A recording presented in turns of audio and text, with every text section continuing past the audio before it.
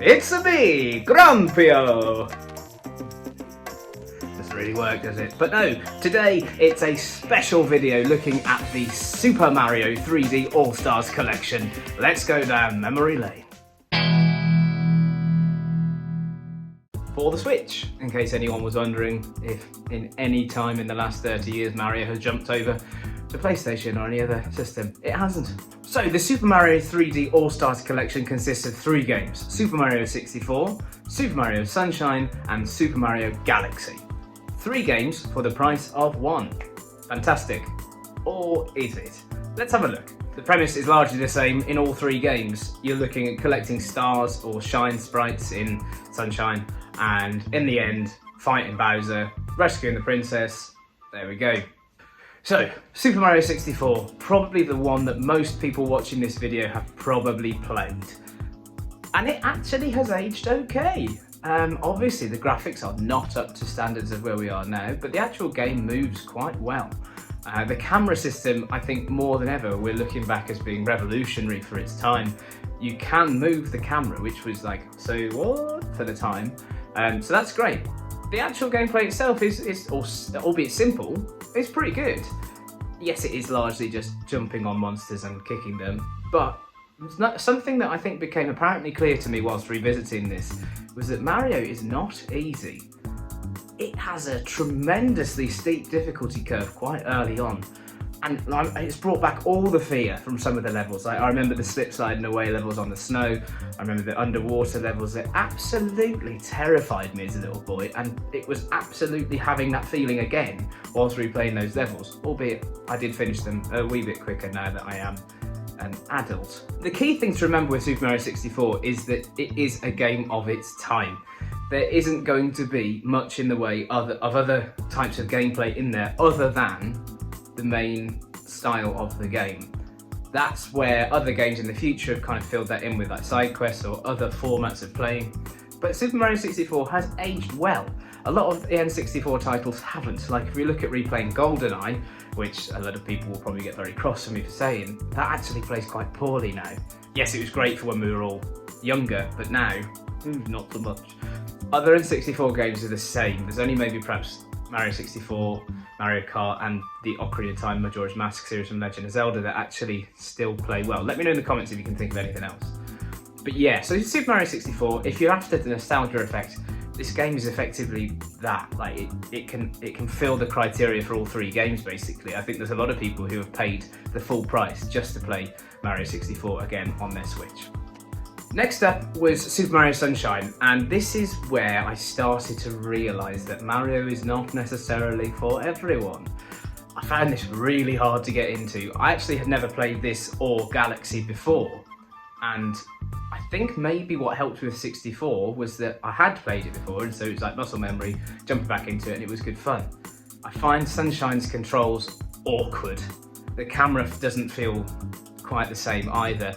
I also think that the implementation of the water cannon is a bit early on when you haven't even mastered the mechanics of Mario. There seems to be a slight delay between pressing a button and an action as well.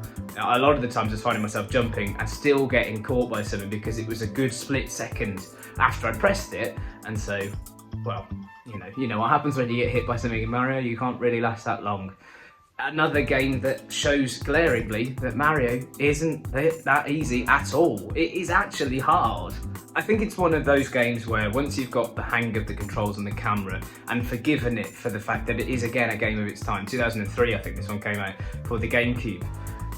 I think once you've got over that, this game is absolutely fine. It is a cult classic. Lots and lots of people say online that it's one of their favourite Mario adventures ever, and I can see how you get there if it was a game you'd grown up with. Coming back into it, it's a little bit like the Back to the Future thing for me. I watch them as an adult and don't get the hype. If I'd watched them as a kid, I probably would have done. So maybe it's the same with Super Mario Sunshine. I don't debate that it's good, it's just maybe come at the wrong time for me. Moving on to Super Mario Galaxy, and this is where you can see that Nintendo has just absolutely battered the Mario formula. Like, this is it now. 4 years have passed since Sunshine was released, 2007 for the Nintendo Wii. The good thing about this is that I'm playing it on the Switch. Now, for those people who don't know or didn't have a Wii, the motion controls on that were tentatively okay at best. They tended to have a little bit of a mind of their own sentiment, and as a result, some games just became unplayable because the motion controls just sometimes didn't work. With the Switch, the motion controls part of it is limited, but what they have got is good, it works. There's a particular surfing level I played early on that I thought this would have actually been impossible on the Wii. I'd have thrown the controller out the window. But all in all, Super Mario Galaxy is polished, it looks good. To be truthful, it's not far off the standard of graphics from the Switch. It looks like it's got a lot of content. I'm trying really hard with these videos to not spoil the end game. Really basically just give you a taster and my overall opinions to whether you should buy it. So I'm not going to show you end game stuff from these games. Overall, if you're after a story-based game, Mario is never going to be the series for you. Its focus has always been on smooth, stellar gameplay. The stories are almost tacked on at the end to hope that you actually have some kind of, oh, I did that. That was what I was aiming for on that level. But the level itself is way more important than the story.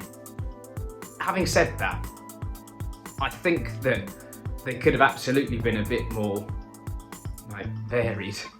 The story is always Princess Peach gets kidnapped, you have to go and rescue her. And whilst that is a kind of funny trope for returning fans, it's the 21st century, like, come on. Over the last 30 years, you've just done the same game storyline over and over and over. So for a grade, I'm not going to give it a grade as to what each individual game is worth, because they are games of their time. I can't make them go and remake those games and then release them again.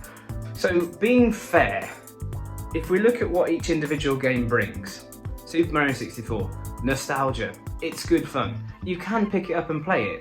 If you don't fancy progressing through the game, you can quite easily let a kid run around on the first level and they'd probably get tons of enjoyment from just that. But then once you get past the first level, it starts to get quite difficult. I don't remember it being that difficult. It must be because I was just relentlessly playing that over and over. You have to remember, 25 years ago when this game came out, it wasn't like we all had a library shelf stacked full of video games. It was probably this and maybe one or two others. So you got good at those kind of games. So that one I'd give a plus for. I think that's going to weigh into the grade. It is something that people can pick up and play. And largely everybody will have played it before, which is what Nintendo are banking on. Someone has played at least one of those games before to warrant buying the whole thing. Super Mario Sunshine, I'm not sure. I'm really not sure. I think the first few hours I've played of it were just a little bit difficult. And I'm not the best gamer in the world. I like to think I'm okay at stuff, but I found it really hard to get into. So that's going to bring it down a little bit. Galaxy seems great. I think that's one of their best titles. I've been told that Galaxy 2 is actually better, but for what we've got on this Switch console, I'm looking forward to polishing that off, getting the rest of the stars, the grand stars as well. So, grade. I'm going to give it a B-. I can't give it higher than a B really because it's just 3 old games that have been repackaged. Yes, it's great value for money for getting 3 games for 45 quid or whatever you pay for it, but Sunshine hasn't aged well. Mario 64 is one of those that you probably play it for half an hour or so and you get your fix from that and remember that it's not a 2020 title or anything like that. Galaxy, I think, is the one that you get the most playability out of. So yeah, it's a B-. It's absolutely fine, it's good, it's nothing new. And I think it actually highlights Mario's flaws quite a lot more than it highlights how good it can be. Especially for the first 2 games. Super Mario Galaxy, we can see his transformations into different costumes that he has, and obviously the gravitational effects. It's set in a great big galaxy, so there's all sorts of things you can do, as opposed to being limited to certain spaces that you have been in the previous 2 games. Would I recommend it? Yes, absolutely. The Switch needs titles like this. It needs titles that can encourage casual gamers who've played it in their teens maybe and then thought, oh actually I'd quite like to play that again for a bit, because then all sorts of other avenues are open. Would I recommend paying 45-50 quid for it? Depends how much you want to play, to be honest. If you've got a kid that's mad on Mario, or husband, wife, girlfriend, partner, brother, sister, auntie, uncle who's been going on about it, great. If you're sort of interested, I don't know, maybe.